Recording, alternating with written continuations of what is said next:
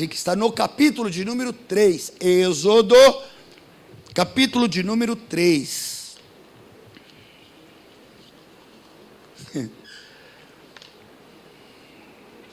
Essas coisas não aprende lá no seminário. Êxodo, capítulo de número 3, a partir do verso 1, diz assim a palavra do Senhor. Eu pediria a gentileza do irmão, se pudesse apagar só essa aqui, porque eu vou usar um pouco de texto bíblico, e aí eu aproveito e leio com os irmãos lá. Obrigado, presbítero. Então diz assim a palavra do Senhor, mesmo assentados. Apacentava Moisés o rebanho de Jetro, seu sogro, sacerdote de Midian, e levando o rebanho para o lado ocidental do deserto, chegou ao monte de Deus, a Horebe, e apareceu-lhe o anjo do Senhor, em uma chama no fogo do meio de uma sarça. E Moisés olhou, e eis que a sarça ardia no fogo, e a sarça não se consumia. Então disse consigo mesmo: irei para lá e verei essa grande maravilha, porque a sarça não se queima. E vendo o Senhor que ele se voltava para ver, Deus, do meio da sarça, chamou e disse: Moisés, Moisés. E ele respondeu: eis-me aqui. E Deus continuou: não te chegues para cá, tira as sandálias dos seus pés, porque o lugar em que estás é terra santa. E disse mais: eu sou o Senhor, o Deus de teu pai, o Deus de Abraão, o Deus de Isaque e o Deus de Jacó. Moisés escondeu o rosto, porque temeu olhar para Deus. E disse ainda o Senhor: certamente vi a aflição do meu povo, que está no Egito, e ouvi o seu clamor, por causa dos seus exatores.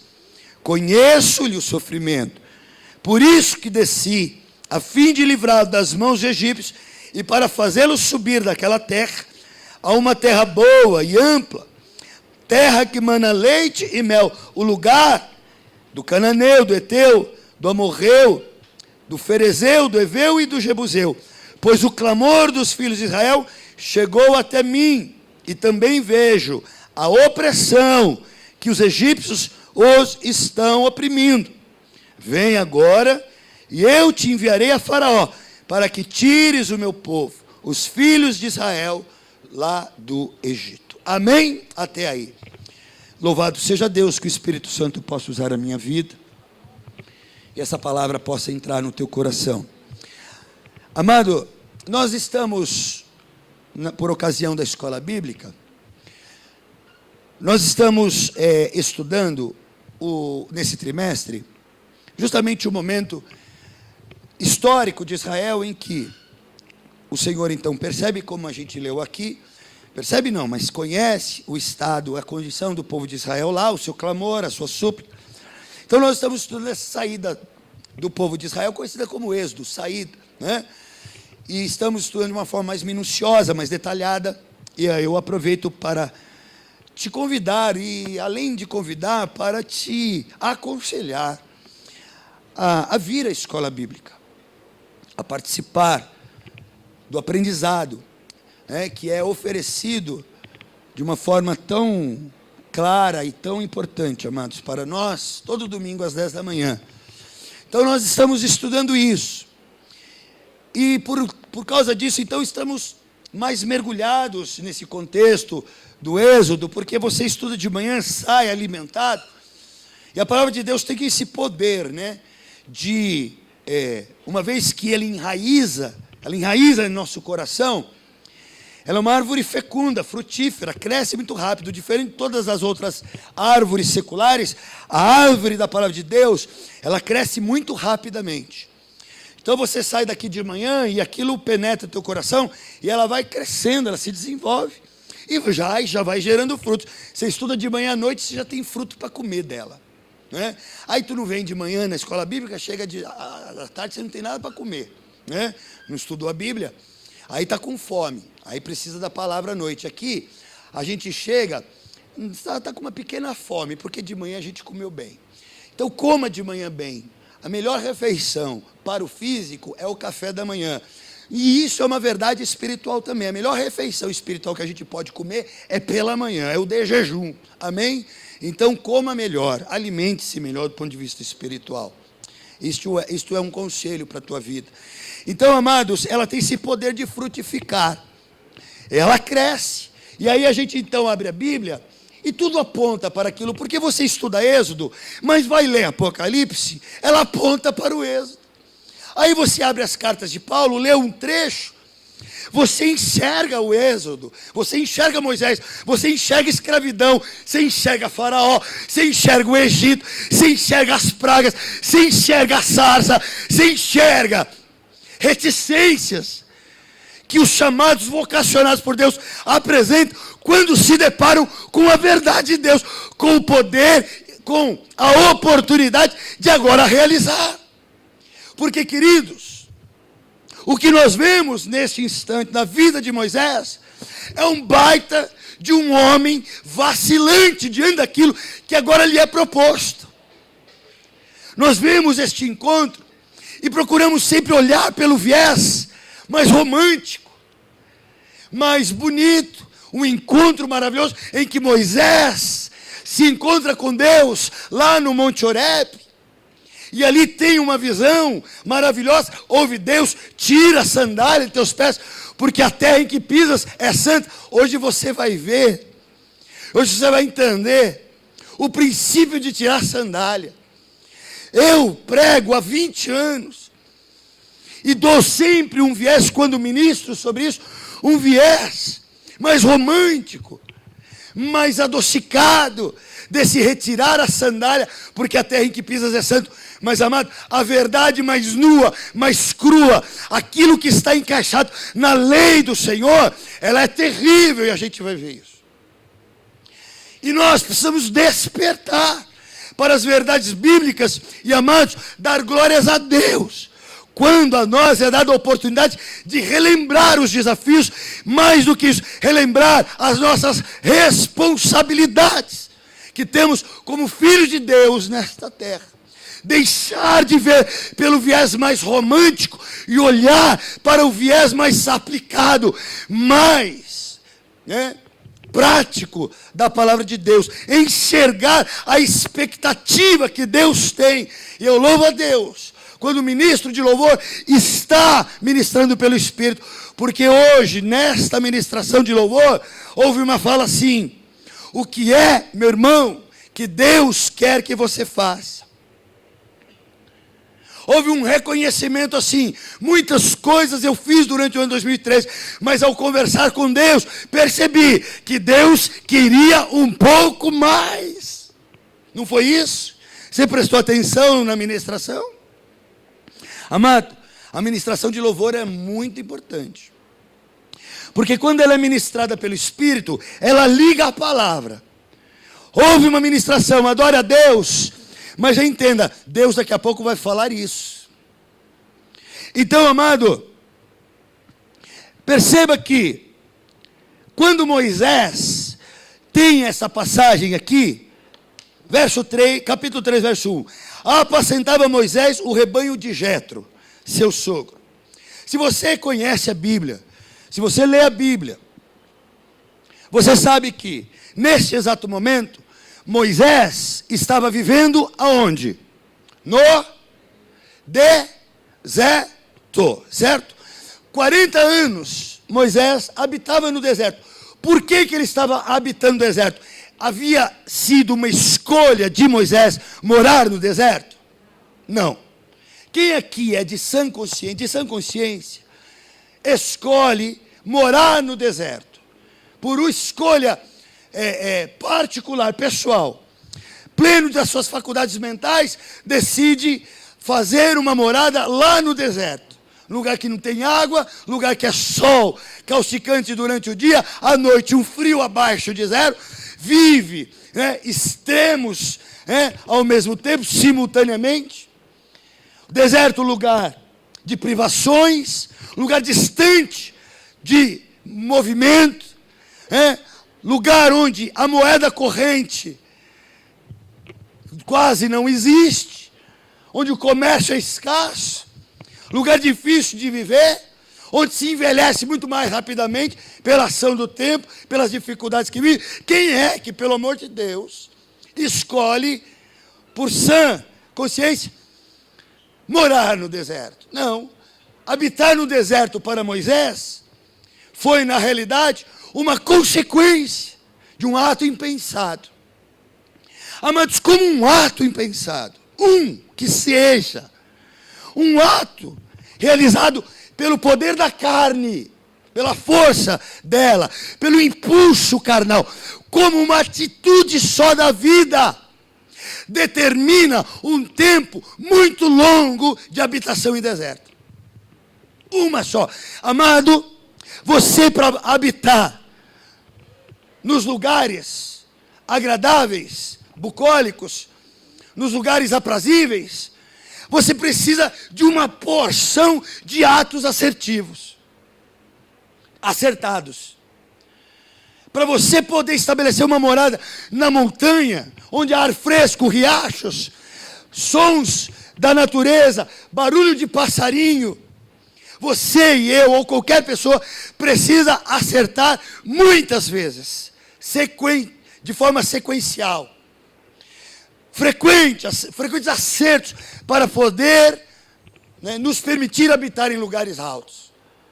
Mas, para permanecermos por muito tempo numa terra seca, num lugar de torrão de terra, onde há lagartos, cobras, serpentes, bichos peçonhentos, urubus que voam esperando a morte para que possa se alimentar da carne amortecida. Este lugar exige apenas um ato impensado, um erro. Então, do ponto de vista de justiça, me parece um pouco injusto, mas esta é a vida, é dessa forma que ela se manifesta. Para você conquistar o coração de alguém, para você ter alguém como teu amigo de verdade, você precisa acertar muito. Mas para você conseguir um adversário, você não precisa mais do que uma palavra errada. É ou não é? Pronto. Você já conquistou uma antipatia. Não precisa de muito. Para poder habitar no deserto.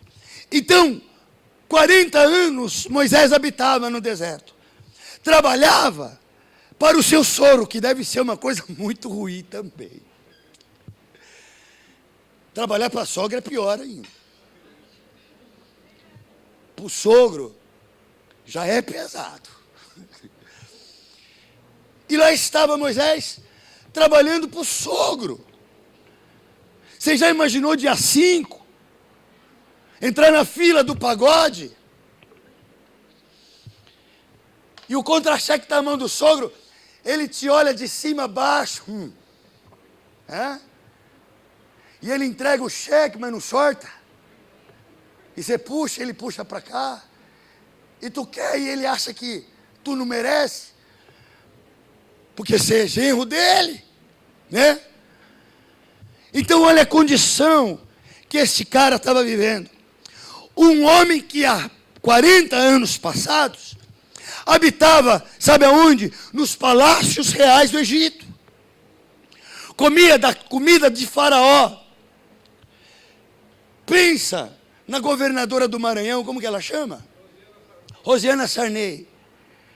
Que há poucos dias, um novo escândalo surgiu em que ela fez uma relação pequena de alimentos para serem comprados para abastecer as casas do governo dela, né? As casas que ela tem direito de habitar como governadora. Tinha de patinha de siri, a camarão, baitola, não, como que é? Patola. Baitola. Tudo é tola, né? Camarão patola que fala, né? Pistola, obrigado. Falou o presbítero, nosso chefe de cozinha. Camarão pistola, tudo é tola, estou falando pistola, né? Baitola, tudo a mesma coisa. Então, caviar, né? Caviar, lagosta, estava tudo lá. Né? Então ela é governadora, pelo amor de Deus, ela precisa comer bem, né? Precisa se alimentar bem, né? Precisa estar tomando suas decisões, né? Em favor de nós. Graças a Deus que não é de a gente, é lá do povo do Maranhão, né? Mas a gente tem a nossa cruz por aqui também. né?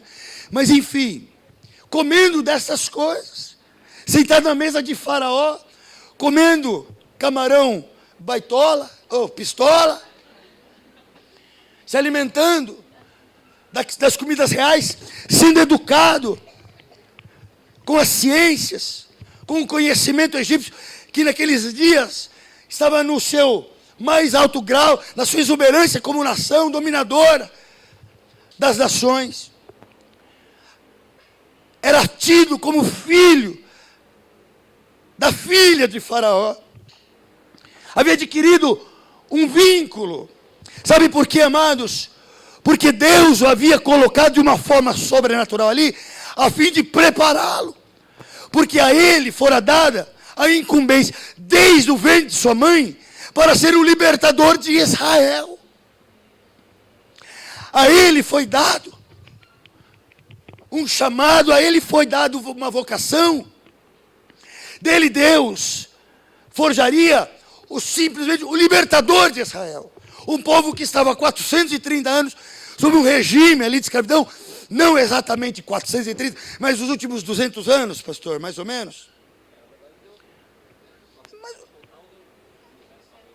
Por uns 200 e poucos anos, debaixo de um regime que fosse 20 anos. Estar servindo como escravo numa terra estranha, você não precisa de mais do que uma década para já começar a ter as marcas terríveis. Mas nos últimos 200 anos, de 430 anos de habitação do povo de Israel lá no Egito, Israel nos últimos 200 anos estava sendo oprimido. E agora, mais no finalzinho, açoitado. A Israel era dada a missão de agora trabalhar numa jornada dupla, sem receber agora mais nada. Amassar os tijolos de barro e palha, a fim de edificar construções. E amados, palha e barro na Bíblia são símbolos de produções da carne. De gente que agora realiza, mas as suas obras são obras de palha, são obras de barro, são obras de feno, são obras de madeira. Obras que são erguidas, mas não terá a longevidade das obras feitas de metais preciosos, como ouro e prata. Então, amados, a condição de Israel espiritual era uma condição que estava murchando a cada dia que passava. E porque murchava, mais Faraó se colocava sobre Israel. Porque espiritualmente, Israel ia dando legalidade ao diabo. Israel, como povo de Deus, na terra do cativeiro, se esvaziava de Deus. E, portanto, agora servia de cavalo para que Faraó, esse principado maldito, montasse sobre ele. Porque no mundo espiritual maldito, existem espíritos malignos que montam, que fazem da alma humana a sua montaria, que coloca cabresto na boca e determina os passos, as escolhas daquele que agora está sob o domínio do mal, mas que for escolhido por Deus para ter o domínio do espírito. Mas o esvaziamento de Deus foi tão grande que agora está montado sobre ele um espírito maligno, que determina o dia de ficar doente, que determina o dia de perder emprego, que determina o dia de perder a família, que determina o dia de perder o respeito da mulher ou do marido, que determina o dia de perder o respeito de seus filhos, que determina o dia de ficar miseravelmente empobrecido na terra. E amados, não perca este foco. Quanto mais o povo de Deus se esvazia de Deus, mais mula, mais cavalo de Satanás ele se torna. Mais condutor do espírito do engano, do erro. Ele se porta. É assim, espiritualmente, não há tempo, não há um minuto sequer em que não haja um comando espiritual em nossas vidas. Não há. Nós não ficamos nem um segundo nesta terra. Creia você em Deus ou não. Essa é uma verdade da qual nada e ninguém, ciência nenhuma, pode desmentir. O mundo espiritual é real. E ele se manifesta. E ele é condutor.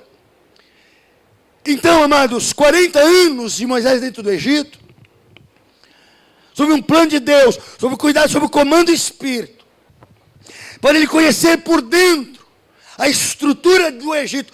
Deus é estrategista.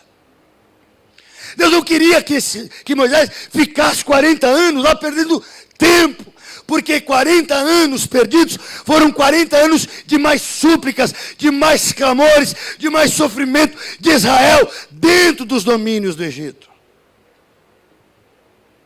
Então nós tratamos os 40 anos do deserto como um viés de preparo. Amém? Podemos até usar desta forma. Mas é perfeitamente cabível uma outra interpretação. Um vacilo, um atraso de 40 anos da vida deste homem. Sem contar que um homem aos 40 anos, quem tem 40 aqui, levanta a mão. A Val tem 40, quem mais? Só a Val e eu? O Marcos também. Só eu e a Val e o Marcos. O senhor está com 43. Eu estou com 50. Mas cinquentinha na idade, mas na cabeça uns 15, estou indo para 16. Amados, 40 anos o homem está no auge. Vamos falar do homem, né? Da pessoa do gênero masculino, porque Moisés, né? O homem está no auge, 40 anos, está bem, está inteiro, não está, Marcos? Está mandando bem. Está cheio de experiência, se aprendeu com elas, tem bastante sabedoria, tem muito para oferecer. Fisicamente ainda está bem legal, está bacana, 40 anos. Não é uma idade boa para você entrar lá no Egito e declarar a soltura de um povo que está escravizado, não é? Então, quem sabe, amados, esses 40 anos lá dentro das recâmaras do Egito, lá dentro dos lugares mais secretos, conhecendo a estrutura interna, sabe, amados, aquilo que dava o equilíbrio, aquilo que sustentava politicamente, socialmente, sabe, amados, aquela nação. Deus tendo um espião desse calibre chamado Moisés, sendo preparado ali. Amados, quem sabe, findado esse tempo, esses 40 anos, Moisés já estivesse apto para agora ali de dentro, se manifestar em poder e glória, e pela força de Deus, e o braço forte do Senhor, soltar Israel da escravidão. Mas algo aconteceu, e eu peço para você voltar aqui comigo e ler, capítulo 2, verso de número 11.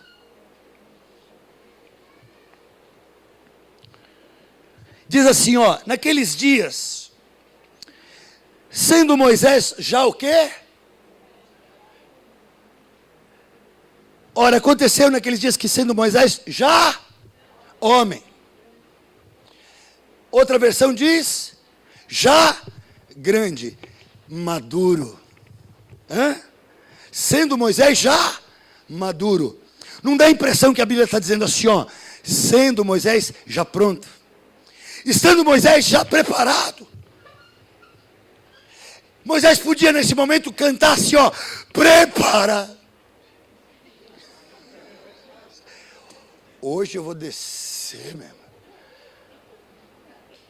Ele estava tão preparado, vitaminado. Hoje eu vou escutar lá em casa, irmão. Hoje é dia que a janta sai meia-noite.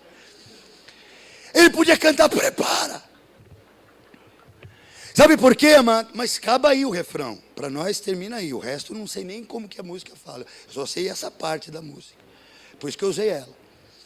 Ele podia dizer assim, prepara-te, povo. Prepara-te, povo. Arria aí as calças. Ergue aí as túnicas. Porque o Senhor entra hoje com libertação. O Senhor hoje entra aleluia, com o rompimento da escravidão. Hoje Deus declara, sabe por quê? Porque aquele que Deus idealizara, aquele que Deus separara, aquele que Deus tirara das águas, aquele que Deus livrara das mortes das crianças, 40 anos antes, quando ele era ainda um bebê, sabe, amados, aquele que Deus tirara das mãos daquela mulher e entregara para a própria mãe ser a babá. Olha Deus trabalhando. Agora, no auge dos 40 anos, estando já pronto para o trabalho, ele faz isso. Saiu a seus irmãos e viu os seus trabalhos penosos. Amados, alguma coisa falou no coração dele.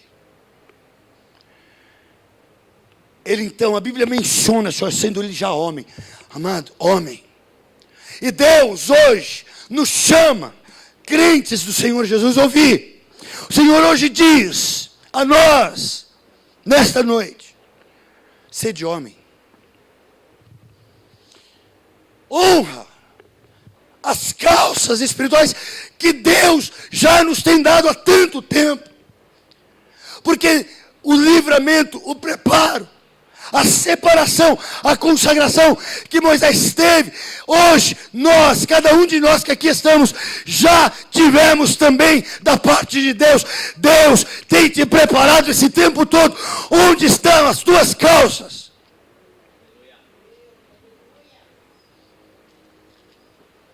Será que se a história não fosse a de Moisés, mas fosse a tua, a Bíblia poderia dizer de forma tão esclarecedora, sendo já homem? Será? Eu arrisco dizer que muitos de nós que aqui estamos, se não quase todos, poderíamos estar encaixados neste perfil, espiritualmente preparados, já tendo passado pelas aulas de Deus, já tendo passado pelas provas do Senhor, já tendo experimentado na própria vida muitas coisas das quais muitos aí fora passam. A Bíblia talvez já pudesse estar dizendo de muitos de nós aqui, estando já homem, estando já maduro, estando já pronto para dar frutos. Este camarada aqui, estando já tinindo, tendo já tido uma demanda nos céus em favor dele. O que anjo trabalhou por esse cara, o que Deus moveu, céus e terra, para preservar a vida desse camarada, a ponto de dizer, estando já homem, saiu ao encontro de seus irmãos. A área da sua atuação o atrai, e Deus começa a atrair Moisés. Deus começa aqui, 40 anos antes de ele ter que aparecer na sarça ardente, Deus já estava aparecendo aqui através do labor penoso dos seus irmãos, e ele já estava lá dentro da terra da sua operação. Ele já estava dentro do campo. A seara era muito grande. Não havia ceifeiro nenhum que não fosse Moisés, e o único que estava pronto pisou na bola, fez errado. O único que poderia dar frutos, agora adia 40 anos, e faz com que Deus tenha que continuar trabalhando por esses 40 anos. Não que para Deus seja difícil, mas amados, as coisas já poderiam ter acontecido aqui. Então ele é atraído para fora, e ele vai para os campos, vai lá para os lugares de trabalho penoso do seu povo, e ele diz, e viu que certo o quê? Egípcio feria a um hebreu dentre os seus irmãos. O que aconteceu? Vira lá. Olhou para um lado, olhou para o outro, e vendo que não havia ninguém ali, matou o egípcio e o escondeu na areia. A Bíblia é tão clara, irmãos. E ela diz assim, Precisava a Bíblia falar isso?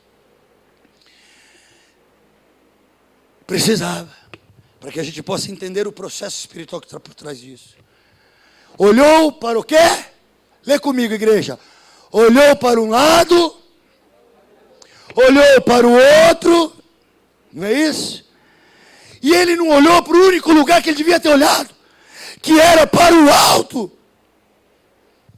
E amados, muitas vezes nos encontramos no auge espiritual da nossa vida. Temos em nós os dons espirituais mais adequados. Há em nós, sabe, amados, poder e autoridade de Deus constituídos e gerados pelo poder de Deus. Passamos por tantas e boas, poucas e boas. Auge. Agora Deus pode me usar.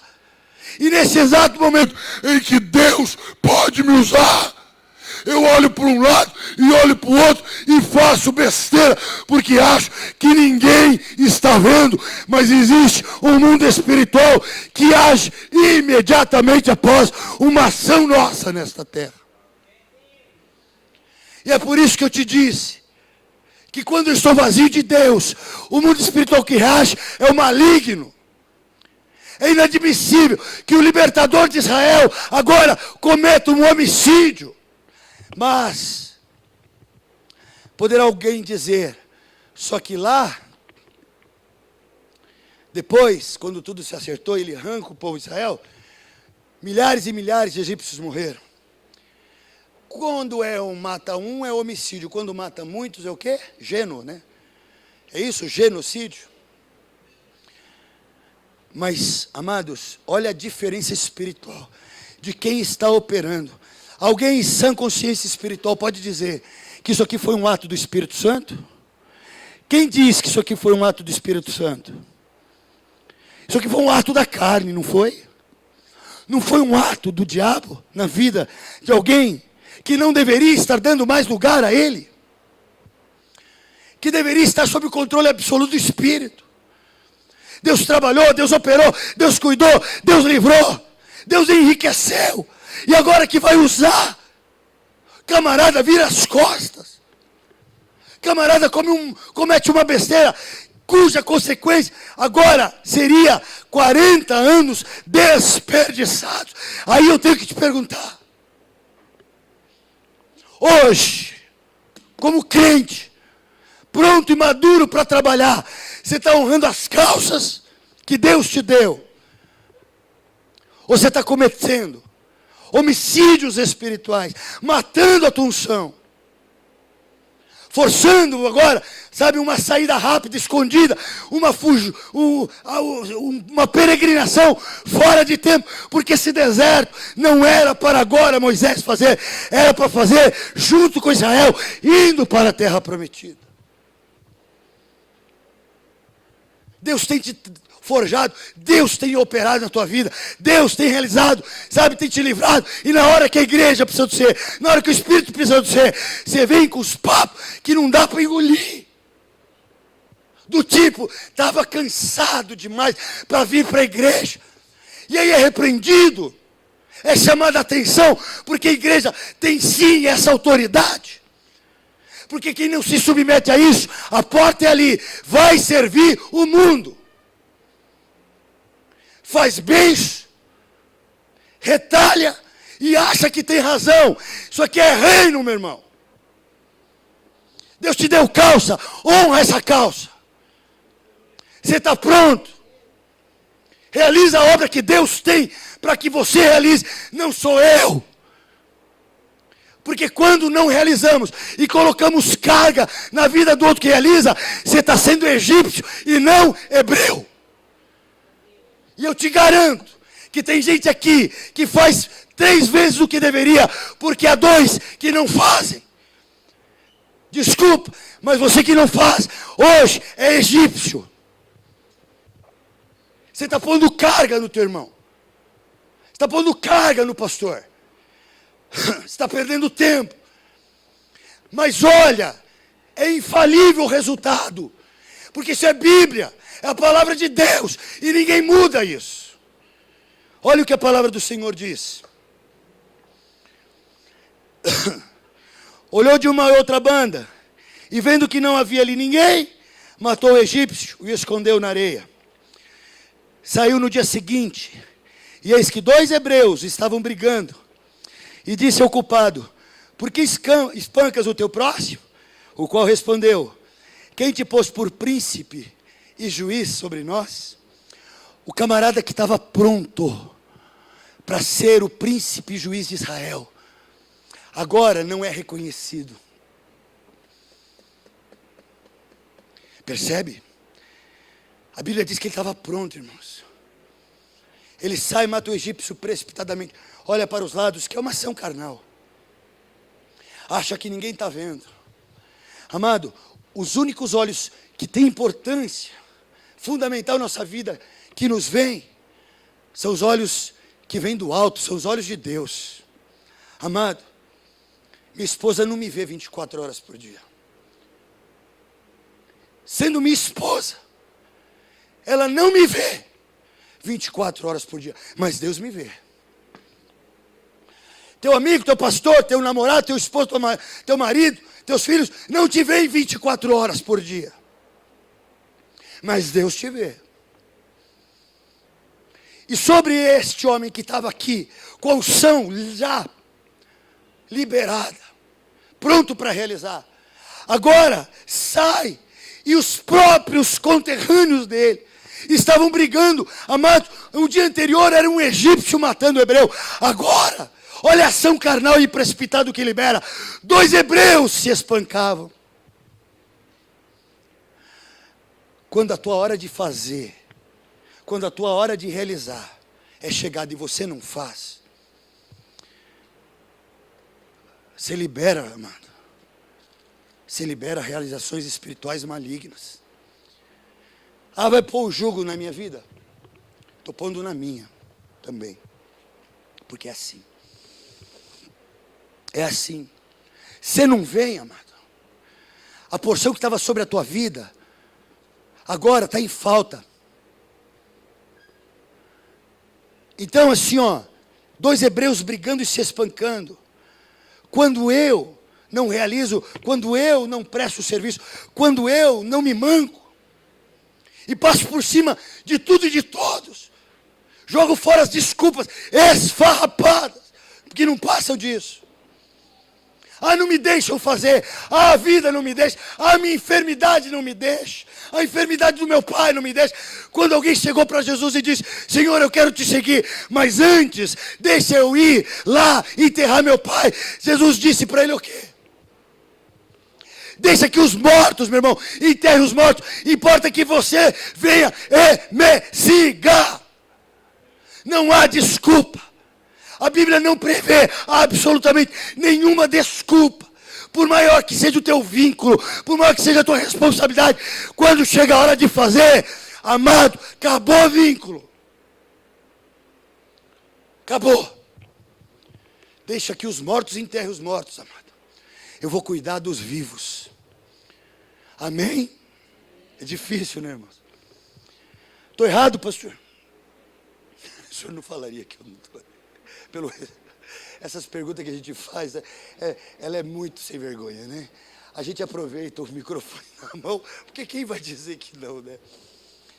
Obrigado, pastor. Mas não é fácil falar essas coisas, irmãos. Não é fácil. Mas a gente precisa forjar. Eu não estou aqui querendo pisar no teu pescoço, eu estou querendo pisar no pescoço da serpente. Deus nos deu poder para pisar serpentes, amém, amados? Você não é serpente, você é ovelha do Senhor. Você é ovelha do Senhor. Tem hora que você usa a vara, tem hora que você usa o cajado. A vara não é fácil. Não é fácil para mim que tenho que, nesse momento, fazer. Gostaria de estar falando outra coisa. Mas não faz sentido, irmão. Olha a Bíblia, não sou eu que estou falando. 2 hebreus se espancavam. E quando agora Moisés, carregando sobre si um homicídio, culpado, homicida, merecia cadeia. Ele agora quer retomar a sua unção, quer ainda usar a sua autoridade. Dançou, belê. Olha aqui o que diz aqui, ó. Quem é que te põe, rapaz, por príncipe e juiz sobre nós? Aí olha, vou até usar a expressão do pastor ontem. Olha o banana. Ainda fala, ó, pensas matar-me como mataste o egípcio? Amado, quando chega a hora de fazer, e eu ou você ou qualquer um, deixa de fazer, a gente perde reconhecimento. A gente não é reconhecido, e não há quem faça, e não há quem tenha culpa por não conseguir reconhecer. O culpado de não ter reconhecimento e autoridade espiritual é de quem não exerce no tempo que tem que exercer. Porque acontece, irmãos, os bastidores de igreja não é fácil não, mas eu vou contar para você. A pessoa não vem na igreja. Pode vir, mas não vem. Pode deixar morto, enterrar morto, mas não deixa. Carrega pá. É abridor de buraco, de cova para os outros. E fica lá. E não vem. Não estou dizendo que não pode, hein? Não segura essa bronca você que não vem porque não pode. Não estou falando com você. Estou falando quem porventura esteja aqui, pode vir, mas não vem. Qualquer novelinha das 8 tira o camarada da igreja. Qualquer dorzinha no joelho tira o camarada da igreja. Qualquer emburramentozinho com o pastor, tira ele da igreja. O pastor vai para o céu. Não estou dizendo nem de mim, estou falando do pastor Jorge. O pastor vai para o céu. E você pode ficar com esse emburrãozinho aí e nunca mais ver o pastor, porque ele foi para a glória e você ficou. Então cuidado. Qualquer sintomazinho de febre ou dor, tira o camarada da igreja. Sabe? Aí ele chega para o pastor e fala assim: pastor, estou sentindo no meu coração, eu quero cantar domingo à noite. Comigo, sabe quando ele vai cantar? Às vezes por misericórdia eu deixo, mas é vergonha. Às vezes está no altar aqui no domingo à noite, é uma vergonha. O camarada acha que está honrado, mas está desonrado. Precisa aprender essas coisas. Porque Deus trabalha assim. Você está entendendo?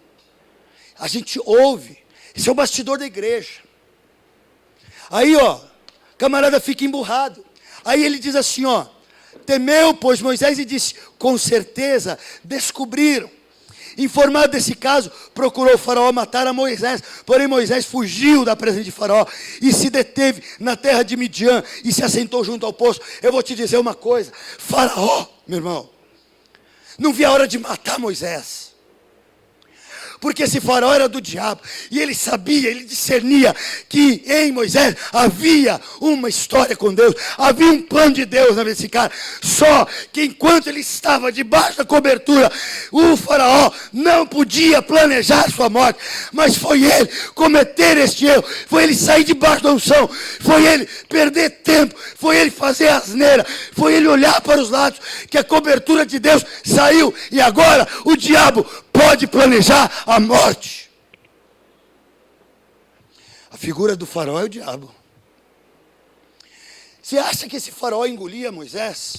Amado, quando você está debaixo da cobertura de Deus, quando você está sob a autoridade do Espírito, amado, pode o mundo inteiro torcer o nariz para você, pode bombar no Facebook palavras contra a tua vida, sabe, pode nas entrelinhas estar recheado de ataques contra a tua vida, mas, aleluia, aquele que está no Senhor, está coberto com sangue. No vale de Israel não há encantamento, aleluia.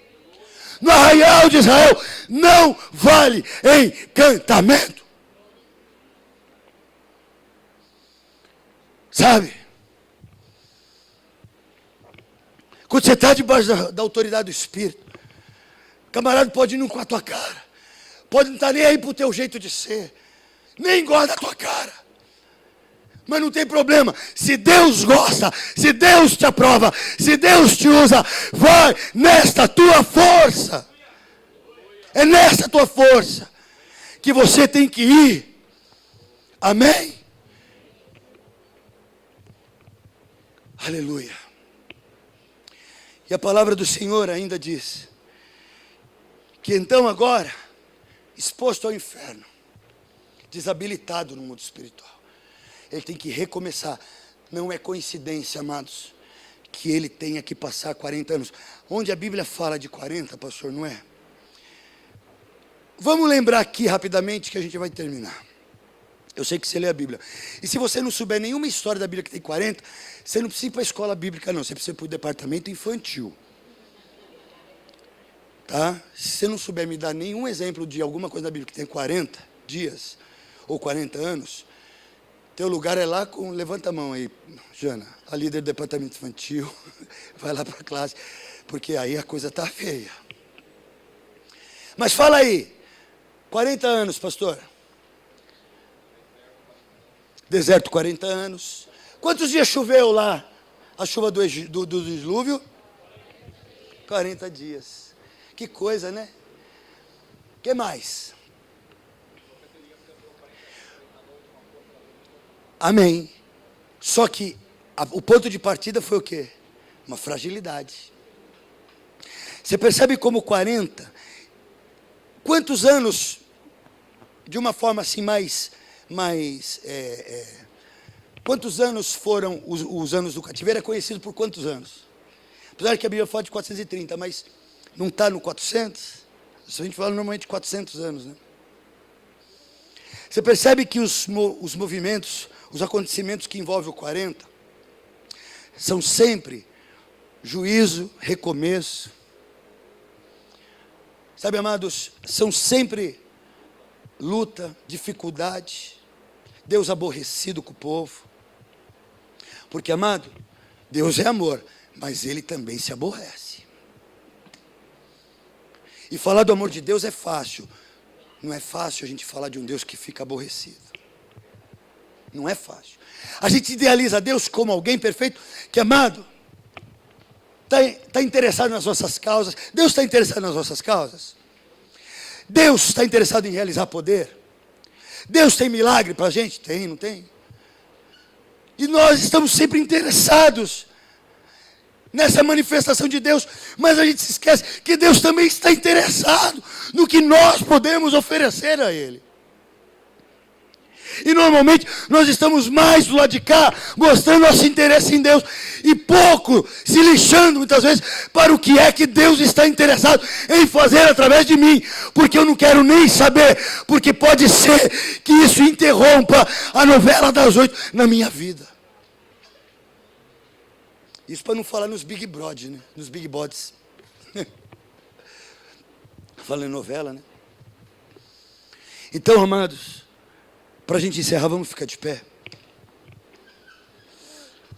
Informado desse caso, procurou o faraó matar a Moisés. Porém, Moisés fugiu da presença de faraó e se deteve na terra de Midian e assentou-se agora junto ao poço. Amado, agora notícia boa, porque também tem, né? Para a gente aliviar. A gente ir para casa para comer o resto do frango, né? Ossada que está lá, eu sei que tem. Pior que em casa nem tem. Comemos tudo no almoço. Tem que dar um jeito. Alguém quer me oferecer uma janta? Estamos aí. Se tiver um resto de osso lá, eu vou. Agora, amados, olha que coisa tremenda. Perde autoridade, perde reconhecimento do próprio povo. O faraó, que deveria ser o seu tutor, o seu protetor, agora quer matar. Encontrou a brecha para poder agora fazer. Amado, o diabo não pode encontrar brecha na minha vida para me matar, porque ele quer me matar o tempo todo, ele quer te matar. E essa não é a boa notícia, tá? Mas faz parte. Aí ele foge e vai lá para aquelas paradas longe, e a Bíblia diz então que ele se senta junto a um poço. Você já imaginou o momento pensador de Moisés nesse momento? Que difícil que deve ter sido para esse camarada. Meu Deus, eu tinha tudo, agora não tenho nada. Uma escolha errada, uma atitude fora de tempo. Sabe, uma deixada de olhar para o alto, e sim olhar só para os lados, e deixar de olhar para o alto. Amado, como isso é amargo na vida do crente. Como eu já tive que sentar em beirada de poço para repensar os meus atos, irmãos. Eu não tenho que esconder isso de você. Somos todos iguais. Mas o bom é que sempre Deus tem um poço para a gente sentar. Dá um glória a Deus. Sempre há um recomeço no Senhor. Deus continua acreditando na tua unção. Deus continua acreditando nas calças que Ele te deu. Deus continua querendo te usar. Há um poço chamado recomeço na vida de cada um de nós. E o recomeço foi. E o sacerdote Midian tinha 7 filhas, as quais vieram tirar água e encher os bebedouros para dar de beber ao rebanho de seu pai. Então vieram os pastores e as enxotaram dali. O camarada que agora estava sem autoridade, o camarada que agora estava longe de casa, o camarada que agora perdera tudo, encontra em Deus uma oportunidade de se reaver em autoridade, de reobter agora, sabe, princípios de autoridade. Porque agora Deus coloca 7 virgens. Pastor, isso também é número bíblico. A figura da virgem significa aquilo que é santo, aquilo que é irretocável. É a própria figura da igreja em Cristo. 7 é o número da perfeição, é o número de Deus. Deus tem o 7 na tua vida. Deus tem o poço na tua vida. Deus tem o símbolo da virgindade do Senhor na tua vida, que é a tua vida santa, a tua vida regrada, a tua vida que aborrece o mal e aprova o que é bom. E que diz a Deus: Pai, eu pequei contra ti e contra os céus, mas estou aqui, não sou digno de sequer andar entre os teus empregados, mas me dá uma oportunidade. Deus não vai pôr você para andar com os empregados. Deus vai botar um anel no teu dedo. Deus vai botar uma capa nos teus ombros. Deus vai te honrar dentro da tua casa e vai fazer um banquete para você. Você só precisa reorganizar teu coração diante de Deus e colocar, pelo amor de Deus, como prioridade o reino de Deus na tua vida. Igreja é reino. Enfia no teu coração, pelo amor de Deus, a igreja. Põe no teu ser as coisas que são realizadas nesse lugar. Nós não fazemos isso por outro motivo que não seja ou fazer a obra de Deus funcionar. E a obra de Deus chama-se reino de Deus. Nós estamos realizando o reino. Quando ontem fizemos um encontro de casais e tínhamos 11 casais aqui. Poderíamos ter 30. Onde estavam os 19? Podíamos ter 40. Onde estavam os outros 29? Talvez refestelados na mesa de qualquer bar por aí, ou lanchonete, ou pizzaria. Sabe, enquanto você estava saboreando um pedaço de pizza, nós estávamos realizando uma obra neste lugar. Cadê você, Moisés? Daqui a pouco mata o egípcio, enterra na areia, vai ser descoberto. E aí? 40 anos de deserto, para quê? Então, enfia, põe no teu coração, educa, domestica a tua alma. Passa por cima de teus valores humanos. Passa por cima do teu cansaço, passa por cima da tua mulher, do teu esposo, do teu namorado, da tua noiva, seja o que for nessa terra. Deus está acima de teu amor nesta terra, do teu bem, dos teus filhos, de tudo que há neste mundo. Deus está sobre ela, e junto com Deus, para está o reino dele, e isso aqui é reino de Deus. É reino de Deus. Escola bíblica é reino de Deus. Mas não está nem aí para a escola bíblica. Que se lixe. Moisés, Deus está vendo. Até quando você vai olhar pelos lados? Até quando você vai acreditar em faláciazinha? Em papinho no teu ouvido? Até quando você vai culpar pessoas e diz assim, ó, você me impede de fazer.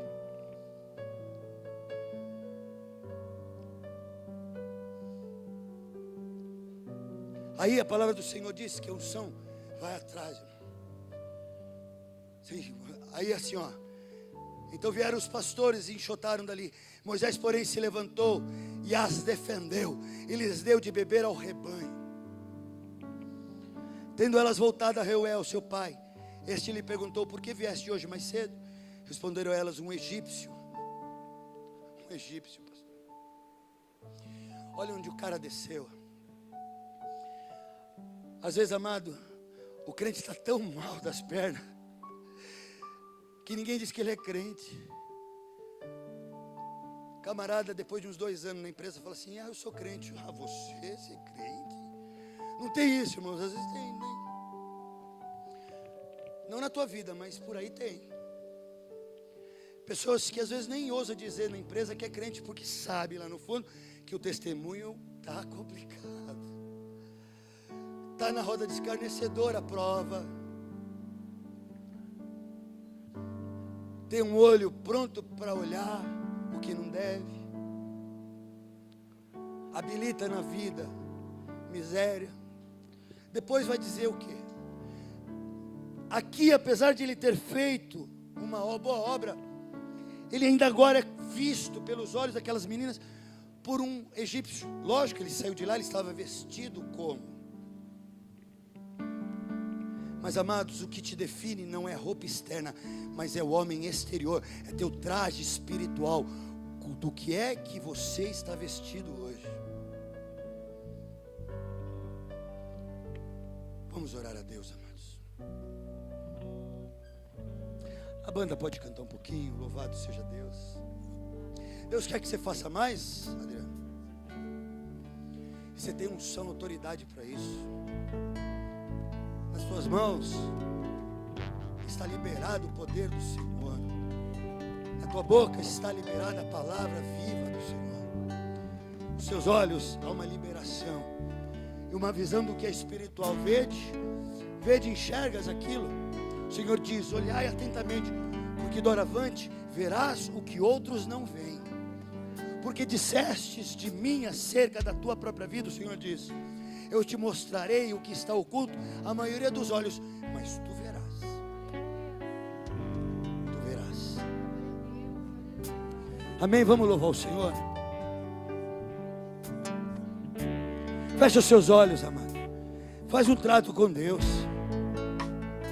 Qualquer coisa te tira, qualquer coisa rouba a tua hora de fazer. Enxota isso da tua vida em nome de Jesus. Aleluia.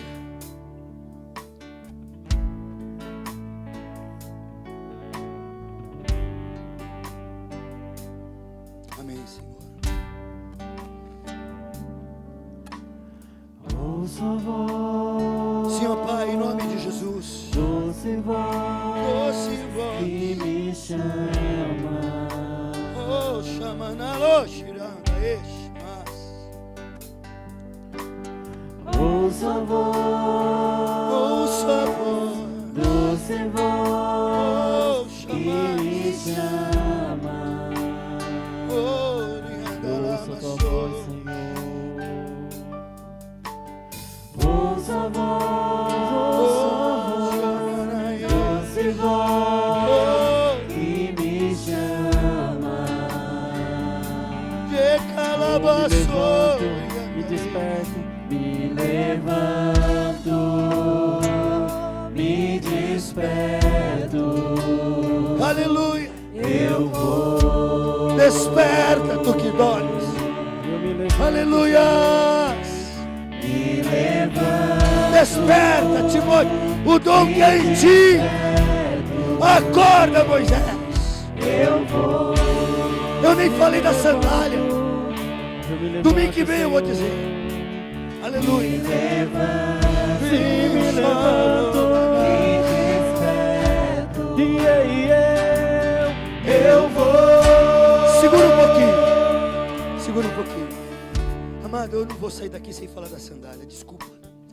5 minutos a mais, a gente vai cantar o Senhor. Você lembra que Deus disse assim: ó, Moisés, tira a sandália dos seus pés, porque a terra que você está pisando, o xará é santa. É outro nível, eu vou te chamar agora para outro nível. Perdeu muito tempo, Moisés. Aí, abre comigo lá. Meu Deus. É Deuteronômio, eu marquei aqui um momentinho. 25, Deuteronômio 25. Abre lá, 25, de 5 a 10. Se achar aqui, ó, rapidamente.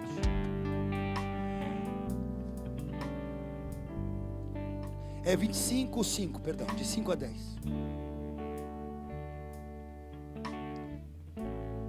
Dá para achar? Olha lá. Se irmãos morarem juntos e um deles morrer, sem deixar filho, a mulher do falecido não se casará com homem estranho de fora. O seu cunhado estará com ela, entende? Mora 2 irmãos. Um é casado, o outro não. O irmão que é casado morre, é lei do Senhor. O irmão morre, a mulher fica viúva, certo? A lei dizia assim, ó, ela não vai casar de novo com alguém estranho. O cunhado, o irmão do falecido, vai tomar ela por esposa. Para quê?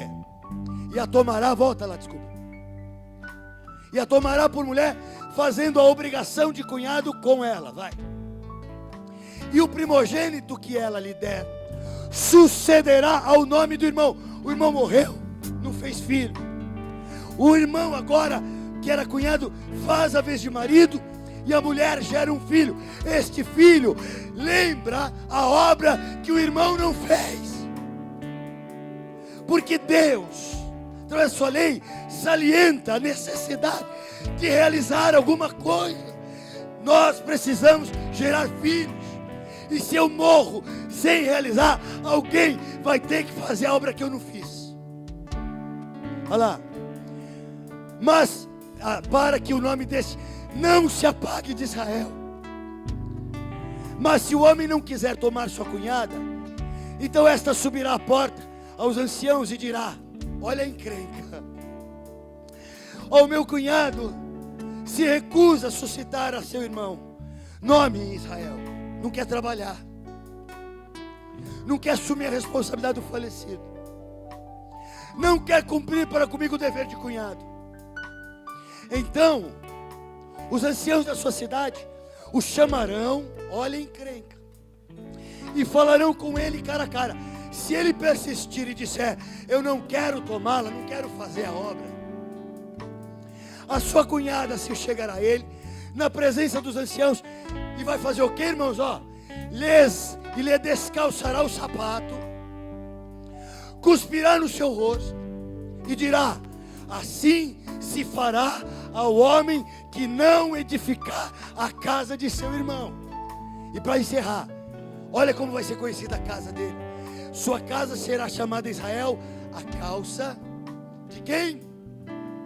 A casa de quem? Foi honra para Moisés tirar a sandália? Deus ainda não havia lhe dado a lei, mas ela já existia no ser de Deus.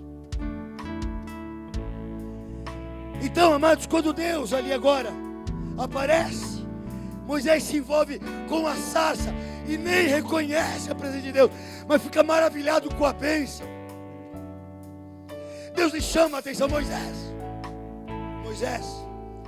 E ele se volta e faz menção. Deus diz assim: ó, para aí. E essa distância que Deus guarda entre ele e Moisés significa uma repreensão. E ela para nós é o quando da palavra profética. Porque se eu buscar-me-eis e me achareis, quando me buscar de todo o vosso coração. Então essa distância que Deus estava guardando, e essa descalçada que Deus deu a ele, foi para lhe chamar a atenção. Ele estava fugindo da responsabilidade.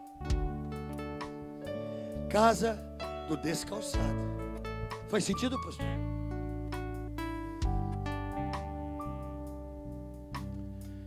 Então, amado, levanta e faz. Pode ser que o tempo se acabe e a gente desperdiçou tanto, sendo levado por ventos, ânimo dobre, desânimo, abatimento. Bem, vamos encerrar assim. Glória a Deus, que seja para a tua reflexão em nome de Jesus. Fecha os seus olhos, Pai, em nome de Jesus. Eu te louvo, Deus, porque a tua palavra é verdade. Senhor, eu creio que eu não disse nada aqui que não tenha havido contexto na Bíblia, e eu espero, Senhor, que ela funcione na minha vida mais do que na vida dos meus irmãos. Quer começar de mim, ó Pai, eu entenda que, ó Deus, para que meus pés toquem a terra, Senhor, e eu me aproxime de Ti, é necessário que eu seja cumpridor daquilo que o Senhor quer que eu faça.